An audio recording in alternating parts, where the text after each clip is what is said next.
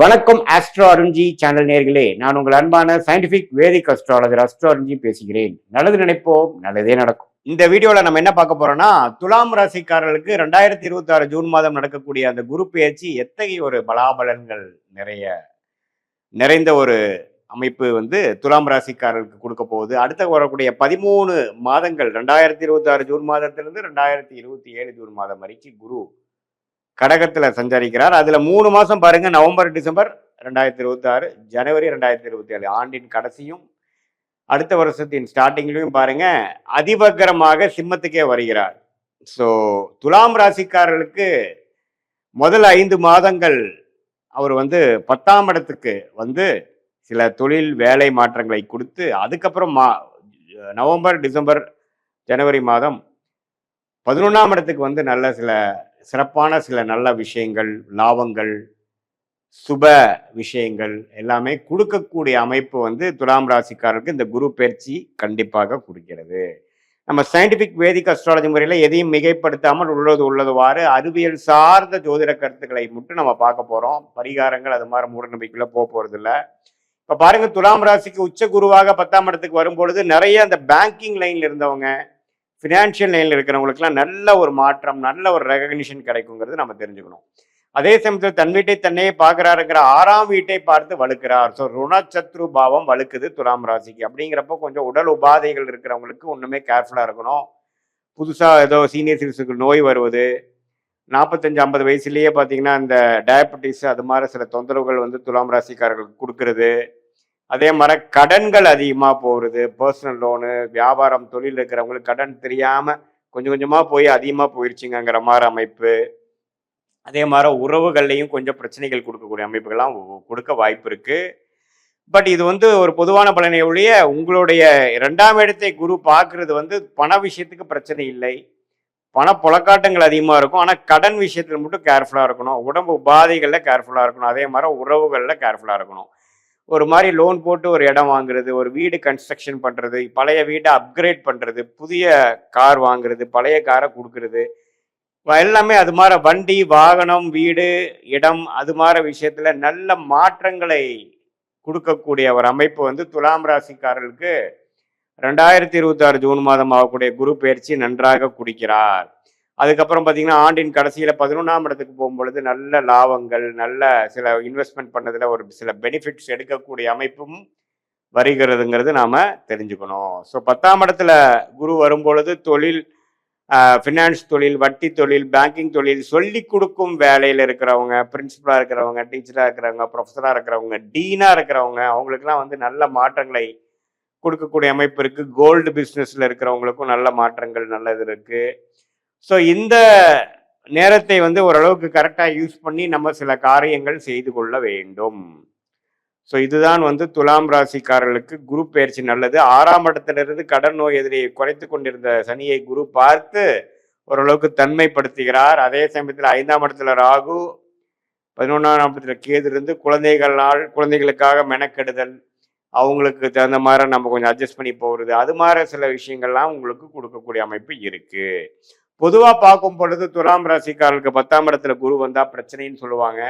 10ஆம் இடத்துல குரு வந்தா பிரச்சனை கொடுக்க போறது இல்லை. என்னன்னா சில கடன் விஷயங்கள், உடல் உபாதைகள் விஷயங்கள், தொழிலில் பார்த்தீங்கன்னா கொஞ்சம் முன்னேற்றங்கள், கொஞ்சம் இன்வெஸ்ட்மெண்ட் பண்ணி முன்னேறுறது, வேலையில் கொஞ்சம் பெனிஃபிட்ஸ் அடைகிறது, கொஞ்சம் ப்ரொமோஷன் ஆகுறது, அது மாதிரி நல்ல விஷயங்களை கொடுக்கக்கூடிய அமைப்பு தான் இருக்குதே ஒழிய ஒன்றும் தவறான அமைப்புகள் இல்லை என்று நாம் தெரிந்து கொள்ள வேண்டும்.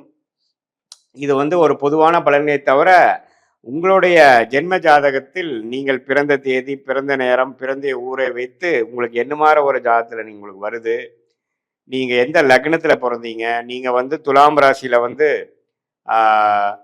சுவாதி நட்சத்திரத்தில் பிறந்தீங்களா, விசாக நட்சத்திரத்தில் பிறந்தீங்களா, சித்திர நட்சத்திரத்தில் பிறந்தீங்களாங்கிறதெல்லாம் எல்லாம் ஆராய்ந்து அதுக்கு தகுந்த மாதிரி நம்மளுடைய சயின்டிபிக் வேதிக் அஸ்ட்ராலஜி முறையில் துல்லியமான, மிகைப்படுத்தாமல் உள்ளவாறு நம்மளுடைய பலாபலன்களை பார்த்து எது மாதிரி விஷயங்கள் ஷார்ட் டேர்மில் வரக்கூடிய அமைப்பு இருக்குது, பாஸ்ட் எப்படி இருந்தது, ப்ரெசன்ட் எப்படி போயிட்டுருக்கு, கெட்டதெல்லாம் முடிஞ்சிருச்சா, உண்மையில் நடக்கிறதெல்லாம் நல்லதா, அல்லது ஒன்றுமே சில பிரச்சனைகள் இருக்கா, எது மாதிரி நேரத்தில் எது மாதிரி விஷயங்கள் எடுக்கலாம், நமக்கு வேலை மாற்றம், தொழில் மாற்றம் எப்போ வருது, எது மாதிரி டைம்ல நம்ம கடனை அடைக்க முடியும், எது மாதிரி டைம்ல உடம்பு உபாதைகள் குறையும், குழந்தை செல்வம் எப்போ கிடைக்கும், கல்யாணம் எப்போ நடக்குங்கிற மாதிரி ஒரு ஒரு வயதினருக்கும் அவங்கவுங்களுடைய ஸ்டேஜஸ் இன் லைஃப்க்கு தேவையான கிளாரிட்டி, தேவையான வாழ்க்கையோட அமைப்புகளோட எப்படி நமக்கு காத்திருக்கிறது, நம்மளுடைய பிராப்தங்கள் என்ன, நம்மளுடைய தோஷங்கள் என்ன, நம்மளுடைய கர்மா என்ன அப்படிங்கிறதெல்லாம் தெரிந்து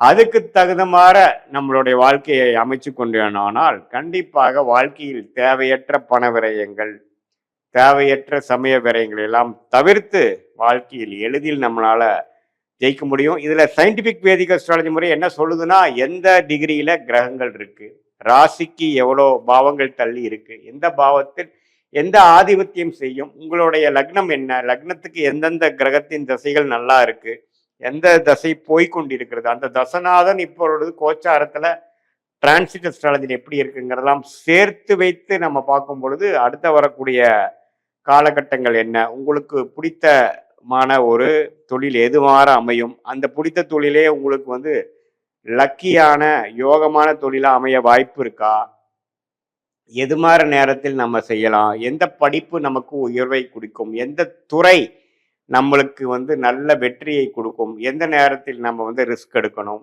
எந்த நேரத்தில் வந்து நம்ம அடக்கி வாசிக்கணுங்கிறதெல்லாம் நம்மளுடைய லக்னம், நம்மளுடைய ராசி, நம்மளுடைய நட்சத்திரம், நமக்கு நடக்கக்கூடிய கிரகத்தின் தசைகள், புக்திகள், புக்தியை டிவைட் பண்ணால் அந்தரம், அந்தரத்தை டிவைட் பண்ணால் சூக்ஷமத்தை வைத்து டிகிரி அடிப்படையில் எதையும் நாம் வந்து தீர ஆராயாமல் அப்படியே நம்ம வந்து பரிகாரங்கள் அது மாதிரி விஷயங்கள் போகலாமல் உள்ளது உள்ளவாறு ஒரு ஒரு கிரகம் ஒரு ஒரு நட்சத்திரத்தில் எப்படி இருக்கிறார், ரெண்டு பேர்த்துக்குள்ள டிஃப்ரென்ஸ் என்ன, எவ்வளோ தூரம் தள்ளி இருக்கிறார்கள், உங்கள் லக்னம் எது மாதிரி இருக்கு, எந்த மாதிரி லக்னமும் சில பேர்த்துக்கு பார்த்தீங்கன்னா லக்னமும் ராசியும் ஒன்றா இருக்கும், அது எப்படி வேலை செய்ய போகுது, அல்லது லக்னம் வேற ராசி வேறையா அப்படிங்கிற மாதிரி வருது, உங்களுடைய தசை நடக்கிறது ராசி அதிபதியாக இருக்கா, லக்னாதிபதியாக இருக்கிறதா, அல்லது ராஜயோகாதிபதியாக நடந்து கொண்டு இருக்கிறதா, அல்லது வரக்கூடாத தசைகளாக இருக்கிறதா, அந்த தசை எப்போ நம்ம முடிச்சுக்கலாம், எந்த நேரத்துக்கு அப்புறம் நல்ல நேரங்கள் இருக்கு அப்படிங்கிறதெல்லாம் நாம துலாம் ராசிக்காரர்களுக்கு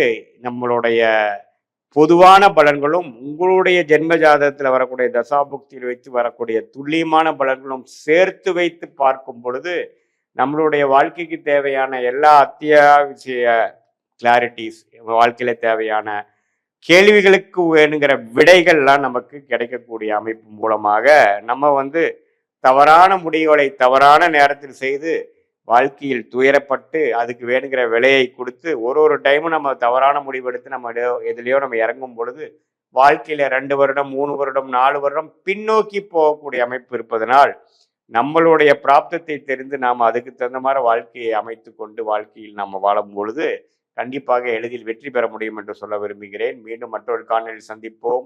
நன்றி, வணக்கம்.